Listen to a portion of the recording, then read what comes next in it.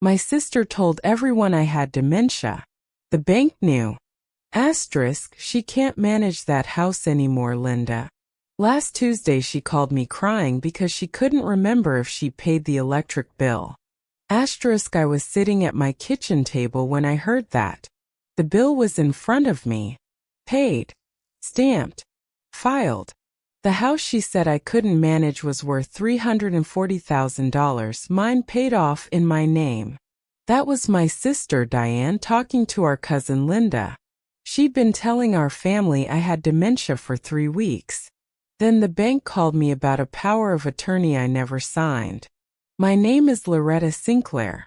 For 31 years I sat in a Chatham County courtroom and wrote down what people said under oath. I know a lie when it's shaped to sound like something else. I found the seed, and I found what was growing underneath it.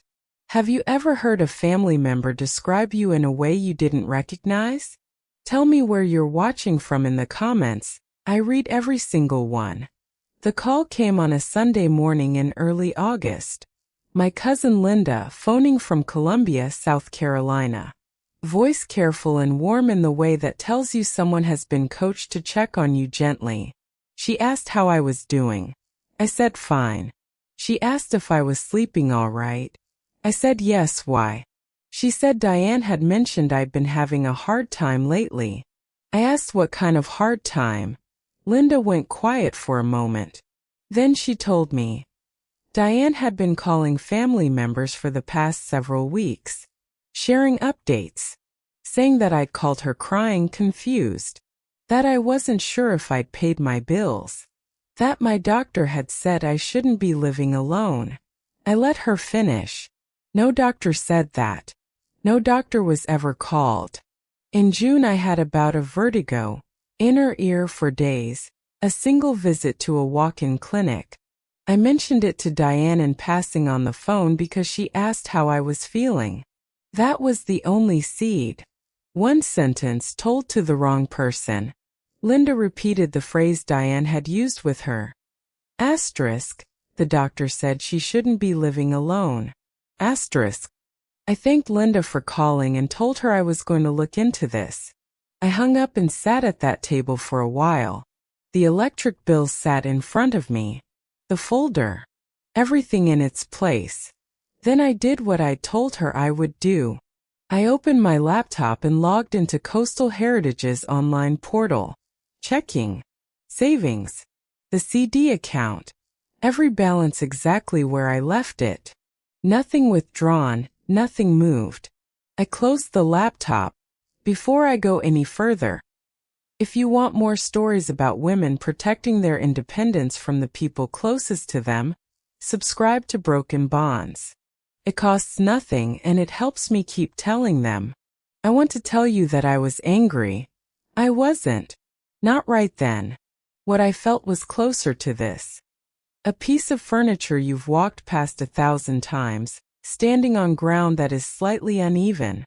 You never noticed until the moment it shifted. Diane and I grew up in the same house on Bull Street. She was 4 years behind me in school. I helped her study for her GED when she dropped out in 11th grade.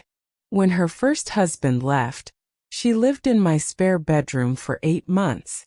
We are not strangers to each other. That is the part that takes the longest to sit with. Not the scheme I could understand in the cold way you understand things in courtrooms when money is involved. What took time was understanding this. She had sat across from a notary in Columbia, South Carolina. She had put my name on a document citing cognitive impairment, done without apparent difficulty, that she had then called Linda, Gerald's widow, and cousin Paulette. She described my confusion and my crying with enough detail and warmth that they believed her. Diane has always been a good storyteller. I knew that. I just hadn't thought to be careful around it. Then Linda called back. She'd forgotten to mention something. Diane had been in Savannah 2 Sundays ago. Had she stopped by to see me? She had not. I have a neighbor, Gwen Harrington, who is 72 and has the situational awareness of a retired detective. She had mentioned to me last month casually that she'd seen a woman in a nice car at my front door on a Sunday. I was at church. She thought I'd know who it was. I drove next door that afternoon. Gwen's doorbell camera had kept the recording. I watched it with her on her tablet at her kitchen table. The timestamp was a Sunday 3 weeks prior. Diane and her husband Raymond standing at my front door. She rang the bell. Waiting. She rang again. Raymond never touched the bell. While she stood at the door, he walked the side of the house. He stopped at the kitchen window. He tried the screen. They were there for 11 minutes before they left. I was at First Baptist that morning, as I am every Sunday. I have not given Diane a key to this house. I have never given Diane a key to this house. When I got home that Sunday, I'd noticed the kitchen window screen was slightly off its track. I'd assumed wind. My neighborhood gets afternoon gusts off the river. I pressed the screen back and didn't think about it again. I thought about it now. I walked back to my house and went room by room. I thought about what Diane and Raymond would have seen if they came through that window. The living room, the kitchen, the hallway, my home office where I keep my printer, my filing cabinet, my computer. My important documents, the deed, my will, my insurance policies, my savings summary, are kept in a black fireproof lockbox. It's bolted to the shelf in my bedroom closet. The box takes a key that lives on my keychain with my car key and my front door key. That key was with me at church. The lockbox had not been disturbed. Whatever Diane was looking for, she hadn't found it. But I should tell you something because it matters for what came next. Almost no one in my family knew what I had. When my husband Richmond died in 2022, I chose to keep my financial situation private. I had watched what happened to my brother Gerald when he retired. The cousins found out, and the loan request started within a week. I didn't want that, so I kept quiet. My son Marcus, who lives in Atlanta, knew I was comfortable but not the details. Diane knew nothing. What she didn't know. I have $218,000 in a CD account at Coastal Heritage Bank. I inherited a parcel of land in Chatham County from our mother in 2019, assessed at $195,000. And I have this house, paid off in 2017, no mortgage, no lien. I kept all of that to myself. That silence, I understand now, was a mistake. Not because I owed anyone an accounting. Because when Diane started making calls, Marcus had no picture of my situation to push back with. He didn't know enough to contradict her. I called him that afternoon. He was quiet on the phone in a way I recognized. The quiet of someone who has already heard a version of this. He'd spoken to Diane 3 days earlier. He asked me carefully, "Mom, are you sure you're doing okay?" My own son. Sitting in Atlanta, genuinely uncertain. That was the cost of my silence, not to me but to him. I had protected myself from the cousins and their loan requests. In doing so, I had left Marcus without the information he needed. He couldn't trust his own instincts when Diane called him. He isn't naive. He knows Diane has a way of framing things that makes her sound reasonable. But he didn't know enough to say, "Mom has $218,000 in a CD account. There is nothing Diane needs to manage for her." He only knew his mother was widowed, living alone, and had mentioned vertigo. And his aunt was calling with a worried voice. I told him I was fine, and that I needed to make another call before I could explain everything. On Monday morning, I drove to Coastal Heritage Bank. Not to check my balance, I have online access for that. I went because I wanted to see the physical branch, speak to a person, feel certain about something solid. Patricia Morrow, the branch manager, has known me for 9 years. She came out of her office when she saw me at the front desk. Her expression told me something was wrong before she said a word. She brought me into her office and closed the door. Last Friday, a woman had come into the branch presenting a durable power of attorney document. The document named Diane Aldridge as the legal agent for Loretta Sinclair, citing Loretta's diagnosed cognitive impairment. The woman had requested a signature card update and asked about early CD withdrawal penalties. Patricia had placed a temporary administrative hold on the request. The document said Diane's authority became effective only if a physician certified that I could no longer manage my affairs. Coastal Heritage's own policy required that certification on file before it would activate any agent's access. The document had no such certification. The hold was valid for 7 days. It had been placed Friday morning. The hold would expire Friday at noon. Patricia slid a copy of the document across her desk. I read it. I read every word. My name signed in a hand that approximated mine closely enough. Someone who didn't know my signature well might not look twice. Dated July 28th. Notarized in Columbia, South Carolina, where Diane lives. The cognitive impairment clause cited physician-confirmed diagnosis as its authority. I have no such diagnosis on record. I have never been evaluated for cognitive impairment. My physician has not been contacted by Diane or by anyone requesting my medical records. I set the document down on Patricia's desk. That's my name, I said. Asterisk, that's not my signature. Asterisk. Patricia nodded. She had already quietly contacted the bank's legal department. I had 4 days before the hold expired. If the hold lapsed without a legal response, Diane could return and complete the access request. I walked out of the bank and sat in my car in the parking lot on Drayton Street. About 15 minutes passed before I started the engine. I am not someone who falls apart in parking lots, but I needed those 15 minutes. I needed to think about what I was going to do, and not think about anything else at the same time. That is a particular kind of thinking I learned in 31 years of courtroom work. You hold two contradictory states at once, the facts you have, and the feeling that you cannot believe them. The facts I had. My sister had forged my name on a legal document citing cognitive impairment. She had done this in a notary's office.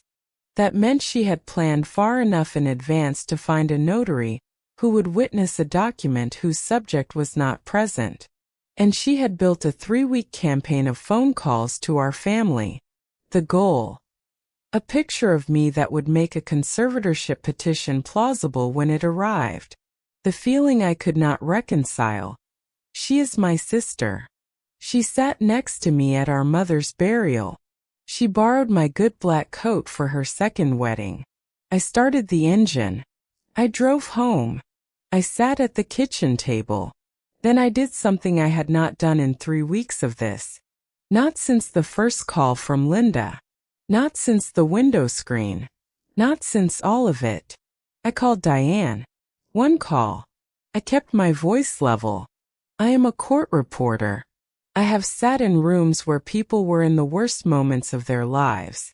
I kept my hands steady, my face neutral, my fingers moving. I can do this. Asterisk. Diane, I need to ask you something directly, and I need you to answer me honestly. Did you go to Coastal Heritage Bank last week with a power of attorney document signed in my name? Asterisk. 3 seconds of silence. Then, asterisk. Loretta, I did it because I'm worried about you. You're not thinking clearly. This is exactly what I'm talking about. You're getting upset over something that's meant to help you. Asterisk. She didn't deny it. She reframed it. I said, asterisk, thank you for telling me, Diane. Asterisk. And I hung up. I took out a legal pad. I always have legal pads in this house, and I wrote down her exact words. Timestamp the way I had been trained to do 31 years ago in a different context. 3 sentences. Verbatim. I knew what I had. I knew what came next. The next morning I was in Daniel Okafor's office on Bull Street. Daniel has been my attorney since Richmond, and I bought this house in 1985. He's 70 now, sharp. The kind of man who reads a document twice before he speaks, and then only says what he is certain of. He pulled the Chatham County deed records. He ran a title search on my property and on the Chatham County parcel. He found something I had not known to look for. On July 31st, 3 days after the POA was notarized, Diane's husband Raymond filed a preliminary property inquiry. It went to the Chatham County Assessor's Office. The stated reason: estate planning review for a family member under care. Daniel set the printout in front of me and let me read it. Then he explained the sequence. PO first. Property inquiry second. This is not coincidence. That POA didn't make her your conservator by itself, Daniel said. Asterisk, a conservator comes from a probate court, after a separate petition, when someone can't manage their own affairs. But the forged document gave her the appearance of authority. It made her look like the person you'd already chosen to handle your money. It set up the story she'd take to court later. Asterisk, my house. $340,000. My Chatham parcel. $195,000. My CD account. $218,000. Total exposure. Over $750,000. Mrs. Sinclair, Daniel said, setting the papers down. Asterisk, your sister wasn't worried about you. She found out what you own. Asterisk, I already knew. But sitting in that office, hearing it said plainly by someone with no stake in softening it, that changed something. It stopped feeling like something I was figuring out. It started feeling like something that had actually happened. Marcus arrived that evening. He drove down from Atlanta, 4 hours on the interstate, and he was at my kitchen table by 8 o'clock. I spread everything out in front of him. The POA, the county assessor filing, Patricia's note from the bank, Gwen's doorbell footage on my phone. He read everything. He sat with it for a long time. The house was quiet. Finally he said quietly, asterisk, how long has Aunt Diane had a key? Asterisk, asterisk, she doesn't. She came through the window. Asterisk, he closed his eyes. When he opened them, there was a quiet anger in them I had not seen before. I want to call her, he said. Asterisk, right now. I want to hear what she says when I ask her about that window. Asterisk, I thought about it. It would feel good for about 10 seconds. Then she would know exactly where the hole in her story was, and she would have time to close it. Not yet, I said. Asterisk, let Daniel file first. We get the paperwork done while she still thinks she's winning. That's the whole trick. Asterisk, he didn't like it. I watched him not like it. Then he nodded. Then we do it your way, he said. Daniel filed 2 actions simultaneously the next morning. First, an emergency petition in Chatham County Probate Court to formally invalidate the POA on the grounds of forged signature and false factual claim. The petition requested a temporary restraining order blocking any further property or financial actions by Diane or Raymond pending the court's review. Second, and this was my idea, I contacted my physician, Dr. Yvonne Hartley, and asked her to prepare a formal letter documenting my current cognitive and physical status. She had seen me in June for the vertigo, and again in late July for my annual checkup. Her records were clean. No cognitive concerns, no functional limitations, no living arrangement recommendations.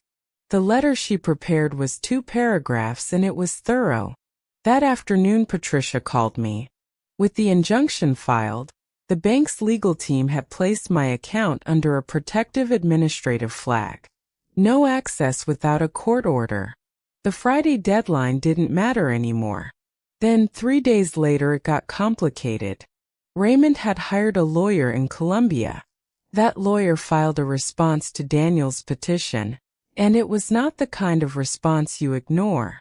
He argued that a notarized power of attorney is valid on its face, that the document had been executed in a licensed notary's office, witnessed and stamped, that under South Carolina law, a notarized instrument is presumed genuine until proven otherwise.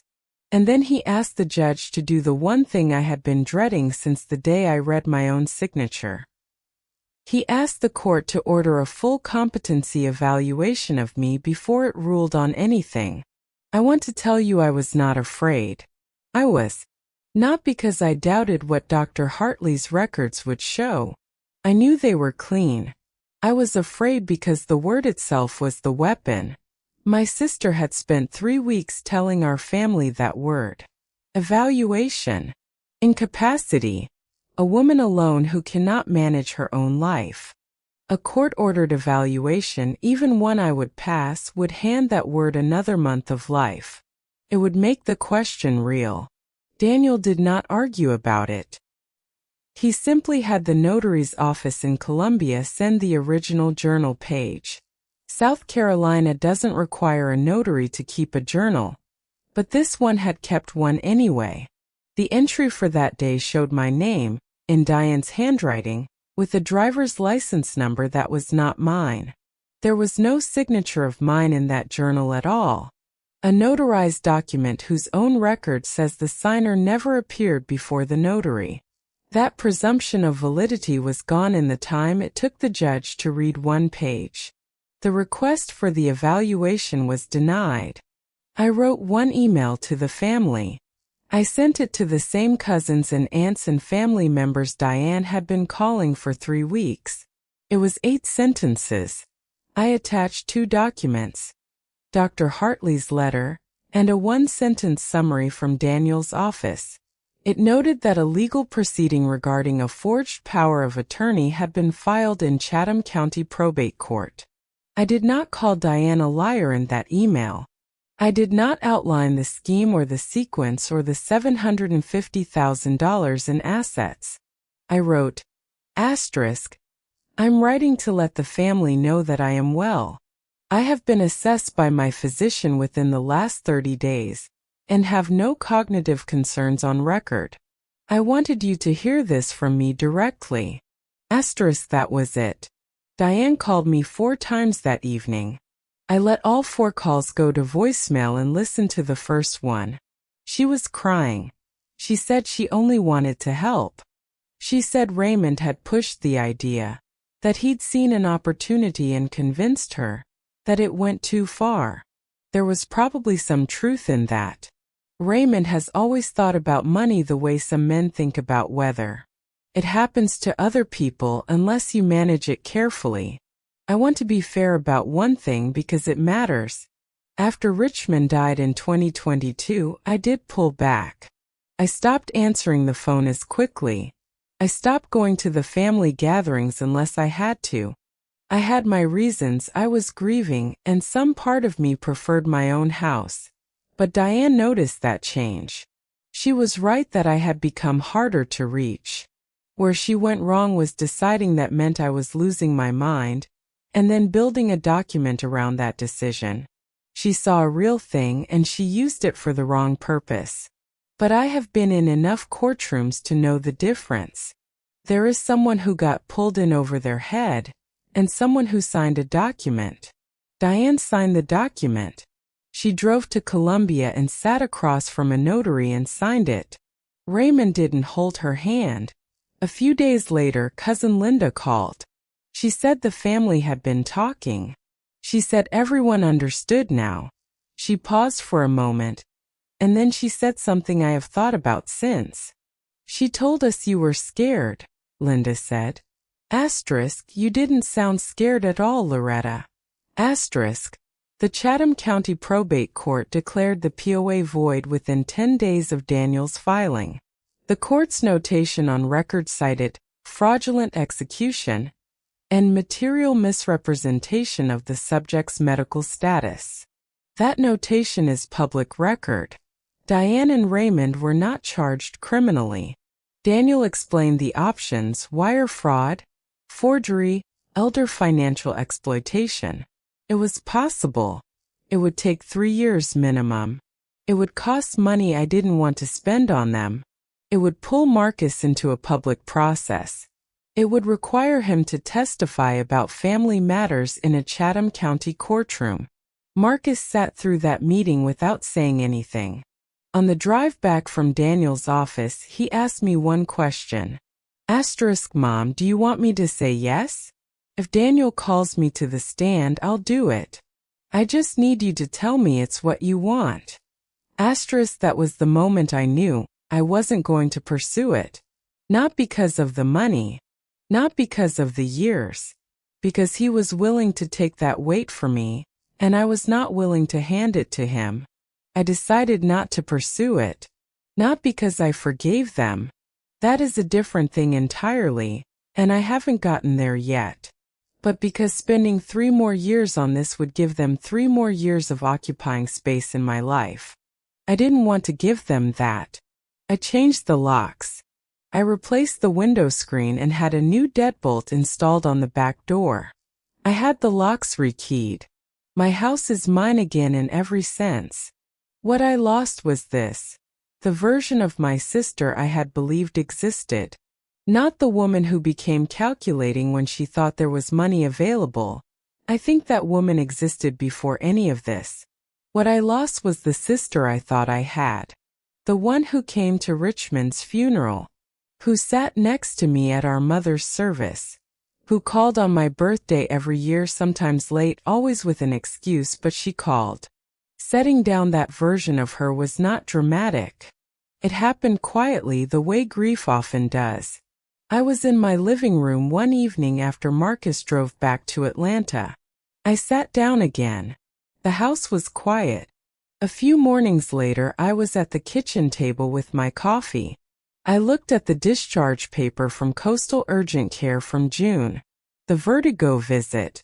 The single sentence that started all of this. I read it one more time, then folded it in half and dropped it in the recycling bin. The people who need to believe you're not okay often need it more than you know. I've been telling myself lately. Diane needed a story about me to justify what she'd already decided. The story wasn't really about my mind. It was about their math. About what they thought was available if they moved quickly and carefully enough. I was sitting right there. I have always been sitting right there. Before you go, I want to ask you something I've been thinking about. My sister believed, or told herself she believed, that what she was doing was in my best interest. She has probably told herself that story many times since. I chose not to press charges. Would you have pressed charges? Or changed the locks and protected your peace? Leave me a comment. I genuinely want to know.